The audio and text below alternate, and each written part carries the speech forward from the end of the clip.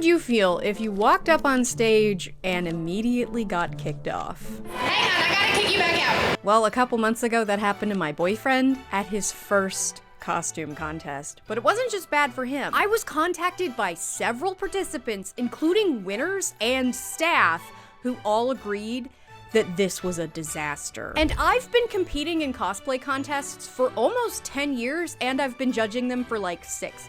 And I know not everybody understands how these contests work, but I'm gonna make sure you do so that you can fully comprehend the nightmare that was the DreamHack Atlanta 2023 costume contest. So DreamHack is actually a series of gaming conventions, and they have them all over the world. They're like giant LAN parties, they're big Magic the Gathering events. They do gamer stuff for gamers, and I don't know if every DreamHack has cosplay stuff, but the Atlanta one does, and they don't run it very well. And this has nothing to do with the cosplay stuff, but a really weird thing that happened while we were there is this girl came up to us with her phone already recording. But then she goes, "Can I ask you a question? Are you wearing deodorant?"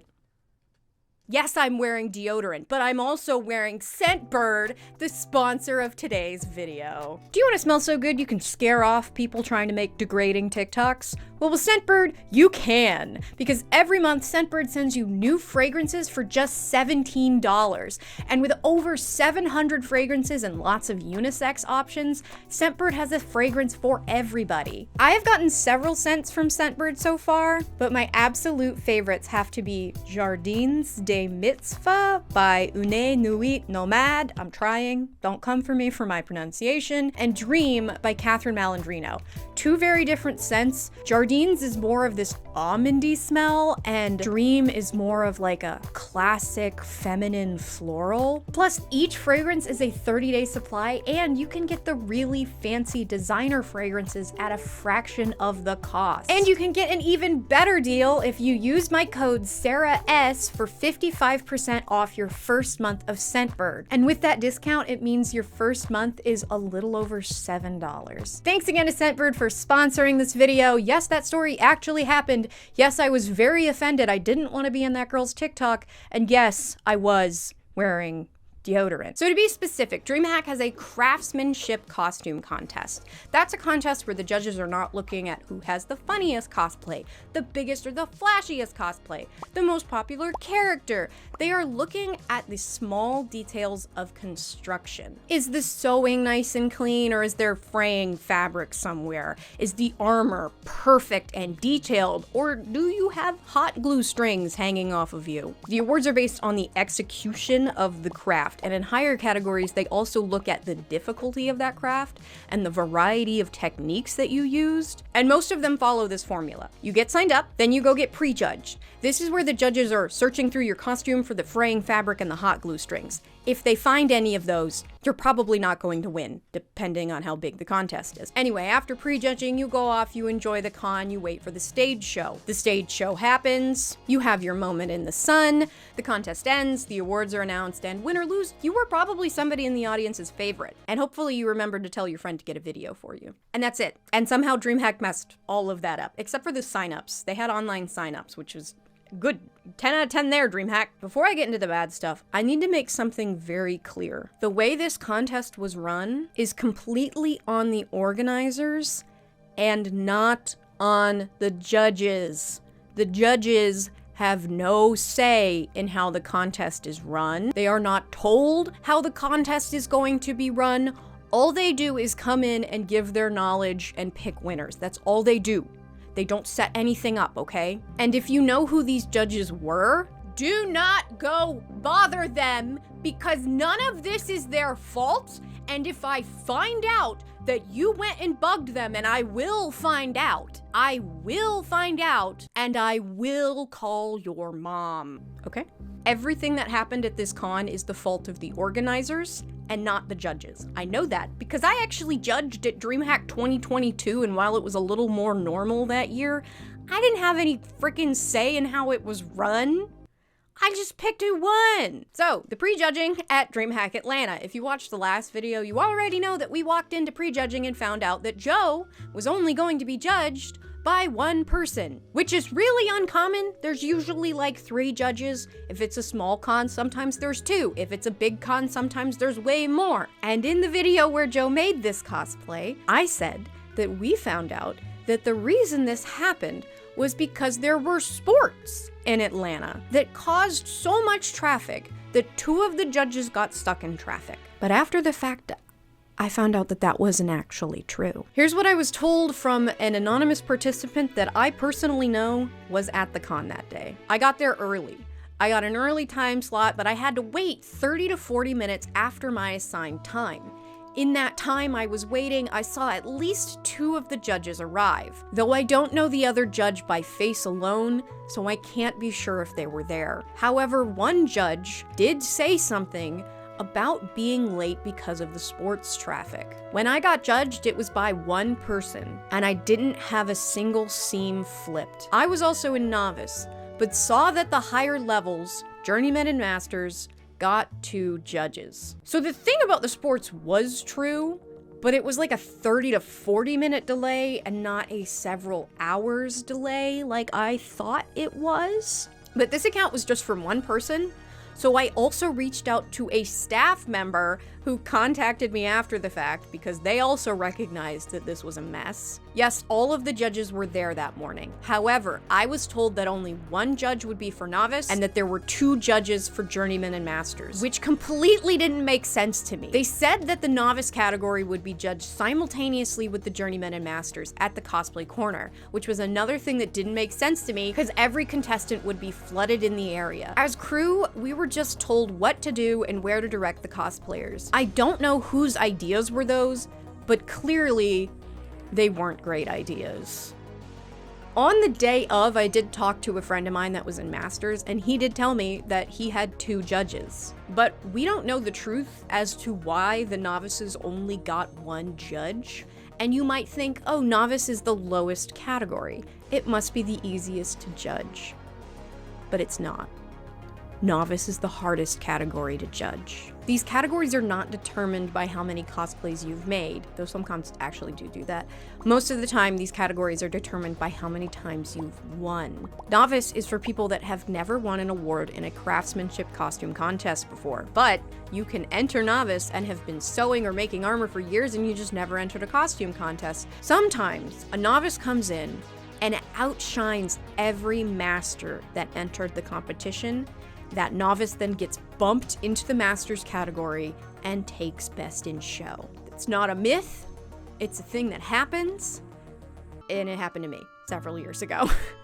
It happened to me because it was my very first win. I had never placed in a single award category, so I had several years of competing experience under my belt by the time I went in and won in Masters. So the problem is, if you've only got 1 judge judging the novices, how the hell is 1 person going to bump somebody up to Masters when they haven't even seen the Masters category? And when it comes to splitting hairs over who wins the category, you only have 1 person making that decision because the other 2 people didn't see the cosplays? And like, the deliberation at the end of a costume contest is really important, and it's really important to have multiple people in it, because deciding between cosplays that have hugely different varieties of techniques takes having people that have a variety of skill sets. People that are great at armor, people that are great at sewing, people that are great at wigs, people that are a little bit good at everything. It takes bouncing ideas off other people to come to a conclusion that you feel good about. So this was just a bad idea. We don't know why they did it. Maybe they did it to save time, but we don't know. But the reason doesn't matter, because by you giving the novices only 1 judge, you are signaling to them that they are lesser, that they are not worth the time and the energy that they put into their cosplay that they have come to your event in, and that is shit. I'm gonna try to say this in a very sensitive way, but the next thing is the issue of judge experience.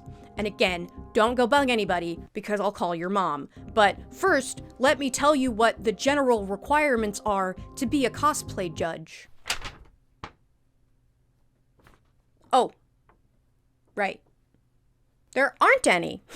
Because sometimes cons get people like voice actors or actors to judge a costume when they don't even know how to sew. But these people were cosplayers, so at least we have that. And more disclaimers, because I'm about to speculate on somebody that I don't know, and I want to make it very clear that I don't know this person, and I could be totally wrong. But from what I looked at on the internet, I don't know that at least one of these people was not really qualified to be a judge. However, we do know that one of them was. One of the judges, for sure, we know, and that there's documented proof, there's evidence, because she did it on TV. I'm talking about Riddle. I put her in the thumbnail. Riddle is qualified to be a cosplay judge. We know that.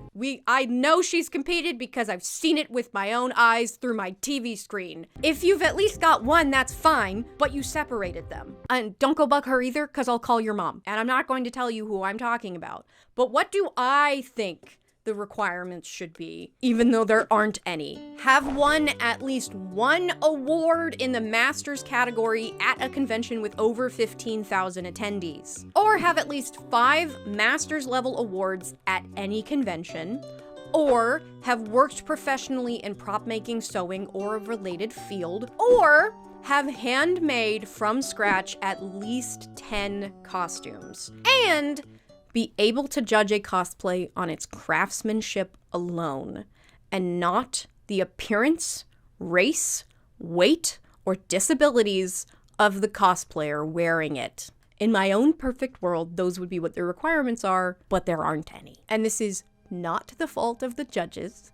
It is the fault of the organizers who put them in this position, and it is a systematic problem that we don't have any standardized requirements to do this job. And again, I don't know these people, so I could be wrong. Because I don't know them, I don't know how many times they've judged before, if ever. And so I don't know if they knew the standard protocol for how you judge people. Do you remember this quote? When I got judged, it was by one person and I didn't even have a single seam flipped. So seam flipping is the practice of walking up to a costume and flipping over the hem of the costume so that you can see both how the hem was finished and how the seams are finished. The way seams are finished tells you a whole lot about that garment and how knowledgeable that cosplayer is about sewing. You also generally get up close to look at these tiny details. You flip more than just hems, you flip over cuffs, you look under armor to see how it's attached. You see if that armor's finished on the underside. You ask questions, and you ask specific questions to make sure that person is not lying about whether or not they made it, because yeah, that happens. But you do that to every person, to every costume, no matter how simple, because no matter how simple the cosplay, that person still took a lot of time and energy, and they deserve the same attention as anyone else. For me, there have been times where I've been judging a costume contest, and if somebody walks in and I can already see fraying fabric on the cosplay just from the second they walk in, but I still get up and I still look at the cosplay. Because I know how it feels to not have a judge get up for you. It makes you feel like you're not worthy and you're not worth their time. And that's not always true, but if standing up and looking at a cosplay in detail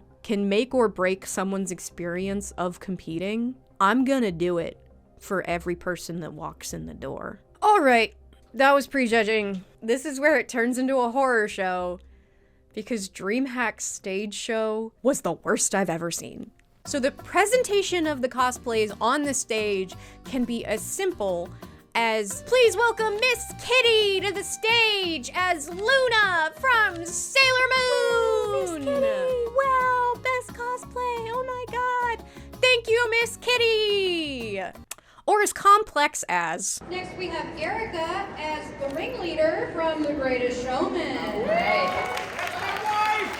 She knew she wanted to make a dramatic coat, and this is a very dramatic coat. And her husband painted the feathers for her to attach to the hat.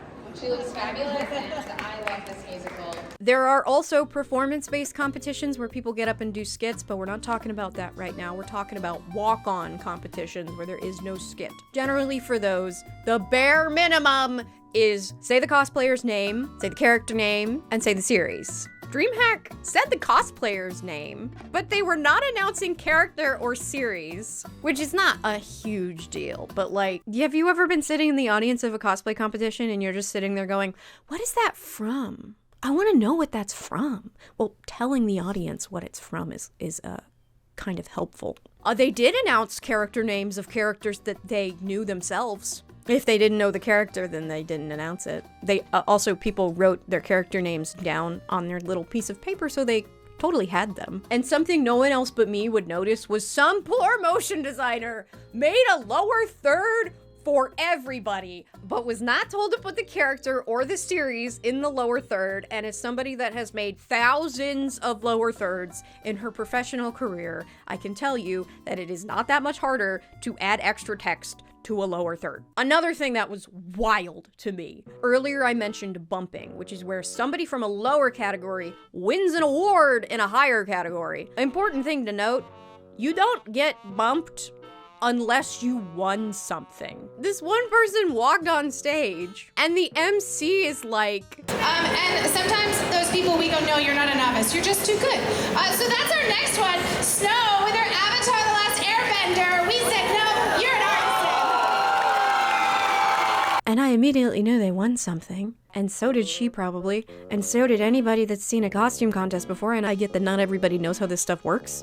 But like, getting bumped is a gag. Why would you ungag the gag for even a couple people? You can only get bumped so many times in your life, right? There's only 3 categories. Once you make it to master, you're never getting bumped again. The last thing I have to complain about is something that actually happened last year when I was judging. This didn't actually happen this year. Last year, they did this thing, and they didn't do it to everybody, but a contestant would walk on stage, they would be doing their poses, the MC would shove the microphone into their face and ask them some stupid question. And no one had been told that they might have to talk on stage. Some people were so put off guard that they didn't say anything. They couldn't even hear him. People in full helmeted armors, they can't hear you. On top of that, Jabailey, who I will call out by name. Yeah, the guy that's the Jabated emote, he was one of the MCs. Not a cosplayer. Don't know why he's MCing a costume contest. But, sir, this is not your improv comedy hour.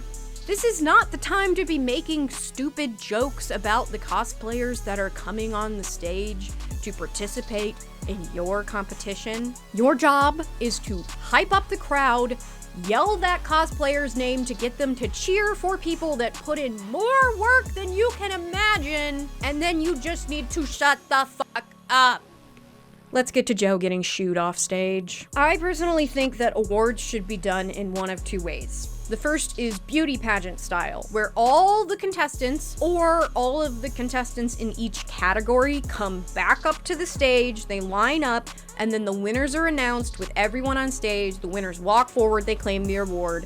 Woo woo, give them their flowers. This is obviously a little bit hard to do for contestants because then you have to sit there and pretend you're not sad that you just lost. So I think this should only be reserved for larger competitions where the contestants are people that have done this a couple times. For every other contest, it is generally just a good idea to announce who won and let them run up on stage. Obviously, it takes a second for the cosplayer to get up on stage, but usually what that time is filled with is the judges are handed the microphone and the judges talk a little bit about why they chose that cosplayer to win. It's one of the most important parts of competing is to be told what exactly you did right. But them being told what they did right also signals to the people that didn't place what they can strive for in the future. It also, most importantly, tells the audience why that person just won. People in the audience might not be able to see the little details of that cosplay. They might not know that that person spent 500 hours beating that thing.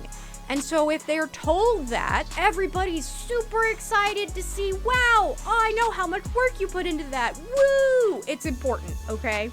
The way DreamHack does it is to avoid that pause in time. They have the contest runner leave the stage. She goes into the crowd of contestants and she picks out the top 4 in each category. When it's time for the category to be announced, she brings all of them up and announces who got 1st, 2nd, 3rd, and 4th. if you don't get lined up, you pretty much know that you lost. The shock, the drama, the gag, it's over. And I don't think that's a good system, but that wasn't just my opinion. This is a quote from the winner of Best in Show. I'd never been in this contest before, but the selection process was a nightmare. I won Best in Show, and the whole thing was just insanely awkward and poorly handled. From a random commenter that probably wasn't even at the competition, that is so humiliating and dehumanizing and takes away from the whole camaraderie that comes with waiting to hear who gets called. I also had somebody contact me and tell me that they had been in this competition but were too afraid to speak out about how weird it was because they were afraid they would be labeled as a sore loser. But the grand prize winner didn't think it was run well either. The worst part of this system, though, is it leaves the door open for it to go wrong. Which it did. So let's bring up our novices. If you were a novice and we just lined you up, please join us up on stage.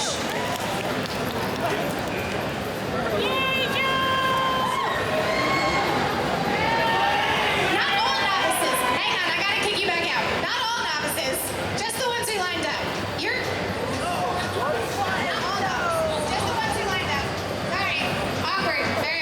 And listen, I get it. This is live. You can't always guarantee that people are fully listening to you or can hear you or that maybe you misspeak. It happens. And I don't entirely blame the MC for Joe and 2 other people walking on the stage uninvited.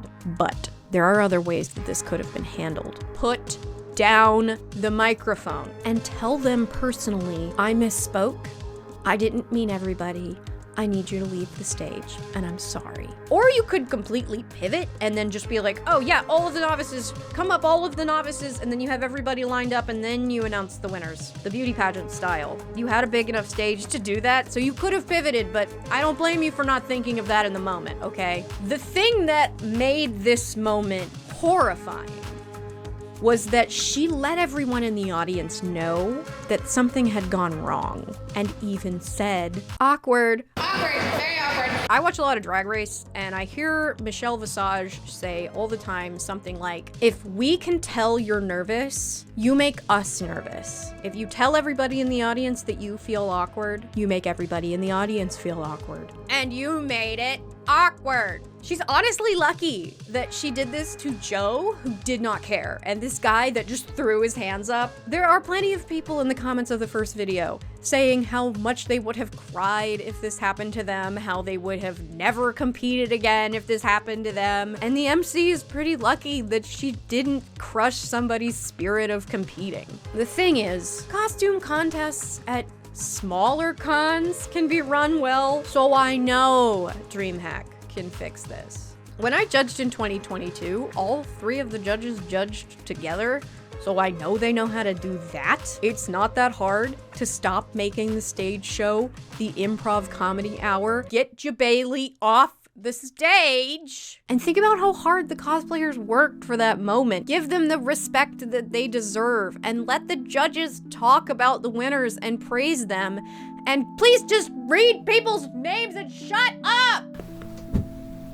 The unfortunate reality of costume contests is that they are kind of just the Wild West. Unless you have actually seen the contest before or you know somebody that's done it, you don't really have any way of knowing if that contest is well run or not. But through unfortunate miscommunications, strange decisions, and sports, this one was the absolute worst costume contest that I have ever witnessed. The big thing is I don't want them to stop having this costume contest. I want them to make it better. And I honestly hope that somebody sends them this video and they see it as what it is. It is critique. It's a little bit of a roast because you kind of deserve it. But how do we know how to get better if we don't get flamed for being terrible? Y'all can do better.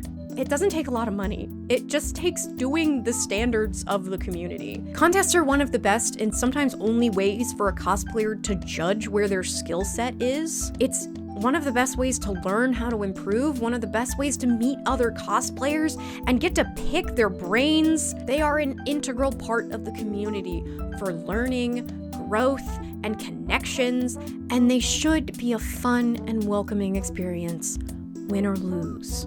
novice or master. So when you run a contest where even the winners have words for you, you fucked up and you can do better. So do better, DreamHack. If you want to see how much love goes into any cosplay, you should subscribe because I've got lots of videos on that topic. And if you want to see Joe's journey to getting to this awful competition, you can check out that video. And if you want to support the channel directly, you can check out my Patreon where you'll get exclusive content and exclusive live streams. But if you are just watching, liking, commenting, subscribing, sending the video to a friend of your mom, or subscribing, then you're supporting the channel too. So thank you. And a big thank you to Scentbird for sponsoring this video. Remember, you can use my code SarahS to get 55% off your first month of Scentbird.